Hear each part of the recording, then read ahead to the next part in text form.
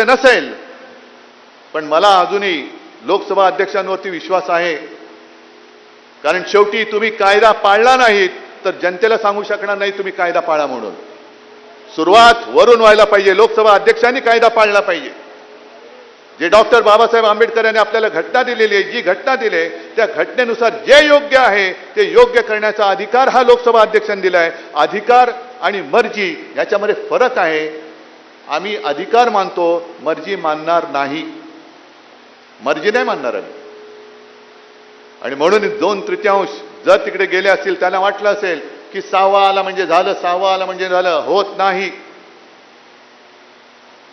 आणि कायद्याला जागणारे लोकसभा अध्यक्ष आहेत असा माझा अद्याप तरी विश्वास आहे.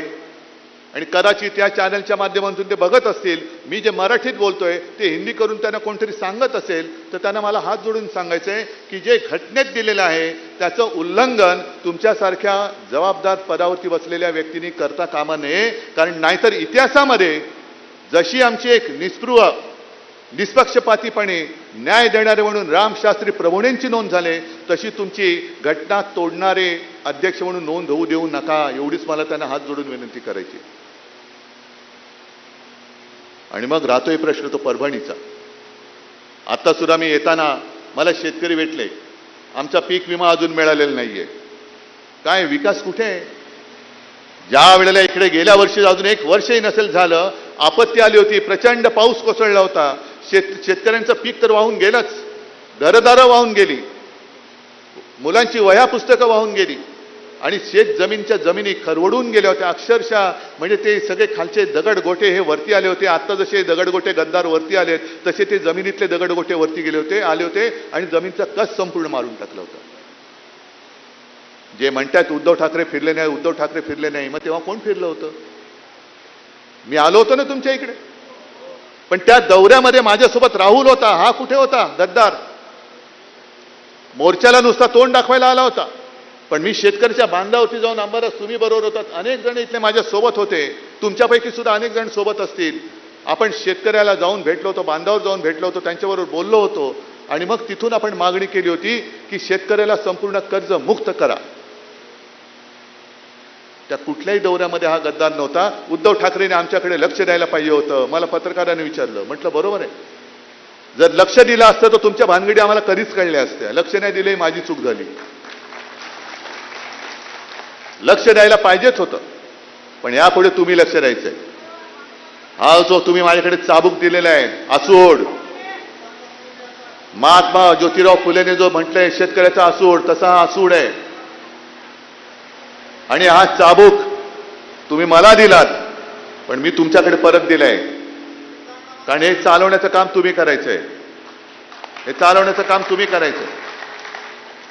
म्हणजे तुम्ही आतापर्यंत ज्याला प्रेम दिलं त्या प्रेमामुळे माजले. आणि काही जणांची लायकी नसते. प्रेम ज्यांना परवडत नाही ना ते गद्दारी करतात. आणि जर का विकास निधीसाठी पक्षांतर केलं असेल तर मी काल सुद्धा म्हटलं, झालं आज यावर्षी RSSला 100 वर्ष झाली. 100 वर्ष. भारतीय जनता पक्षाला सुद्धा आणीबाणीनंतर जन्माला आलेला पक्ष आहे. त्याच्या आधी जनसंघ होता. आज आमचे 3 खासदार आणि राज्यसभेत 1 खासदार आहे. हे आपले 3-4 जण पुरेसे आहेत. पण 3 खासदार राहिले, शिवसेना संपली. त्या सगळ्या बेकल्याने आम्ही सांगू इच्छितो की जोपर्यंत शिवसेना प्रमुखांनी हिंदुत्वाचा विषय हाती घेतला नव्हता तोपर्यंत भारतीय जनता पक्षाची आज जगातला सगळ्यात मोठा पक्ष होता, त्याच्याहून आता कॉंग्रेस जनता पार्टी मोठी झालेली आहे. आणि त्यावेळेला फक्त भारतीय जनता पक्षाचे 2 खासदार होते. 2. अडवाणी उभे नव्हते राहिलेले आणि स्वतः अटल बिहारी वाजपेयी निवडणूक हारले होते. म्हणजे तेव्हा खरंच भाजपला मूठमाती देऊन मोकळं झालं असतं तर बरं झालं असतं. पण आपण भोळी माणसं. हिंदुत्व हिंदुत्व हिंदुत्व. आमचं हिंदुत्व वेगळं हिंदुत्व आहे. आमचं हिंदुत्व हे राष्ट्रीयत्व आहे.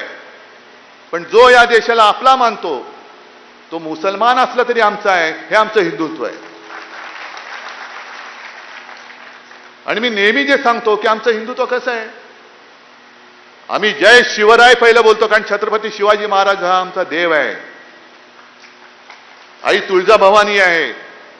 हर हर महादेव म्हणतो, जय श्रीराम पण म्हणतो, पण आमचं हिंदुत्व हे हृदयात राम, हाताला काम आणि शेतकऱ्याला शेतमालाला दाम हे देणारं आमचं हिंदुत्व आहे.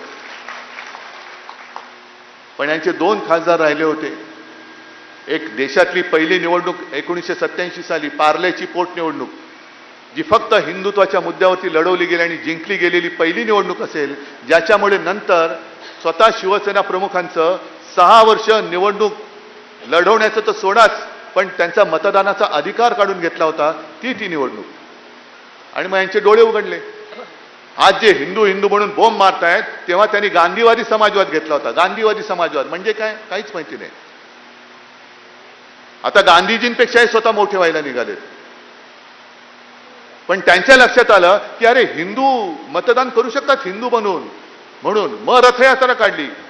कशासाठी काढली रथयात्रा? मंदिर वही बनाएंगे, मंदिर वही बनाएंगे. हे आम्ही पण त्याच्यामध्ये एकत्र झालो. स्वतः खैरे साहेब गेले, आपले सतीश प्रधान गेले, तेव्हा सावे होते, अनेक जण हे तिकडे गेले. बाबरी पाडली गेली, कारण कार सेवा करायचे. दुपारी जेव्हा माहिती आली, बातमी आली, मला वाटतं संजय तूच फोन केला होता बाळासाहेबांना, बाबरी पाडली म्हणून. आणि तेव्हा भाजपचे सुंदरसिंह भंडारी होते. त्यांनी जाहीर केलं हे आमचं काम नाही म्हणे. हे सगळे जे आता जे बोललात ना तुम्ही, कोण बॉस, तशी त्यांची ती टोळी आहे. त्यांची टोळी आहे. म्हणजे पहिल्या मी शब्द नाही वापरू इच्छित, तुम्ही समजून घ्यायचं. तशी ती त्यांची टोळी आहे. हे आमचं काम नाही म्हणे, हे शिवसैनिकांचं काम असेल. तेव्हा कसलाही मागचा पुढचा विचार न करता बाळासाहेब म्हणाले, जर ते माझ्या शिवसैनिकाने काम केलं असेल तर त्यांचा मला गर्व आहे. हे असे पळपुटी लोक आणि त्यांचे बूट चाटणारे तुमचे नादान लाचार बॉस, कशासाठी राम मंदिर उभारलं? अनेक कारसेवकांचं तिकडे रक्त सांडलं, अनेकांच्यावरती केसेस झाल्या, मुंबईमध्ये दंगली घडल्या, अनेकांना प्राण गमवावे लागले. पण तेव्हा सुद्धा शिवसेना होती, शिवसैनिक होते, बाळासाहेब होते, म्हणून मुंबई सुरक्षित राहिली.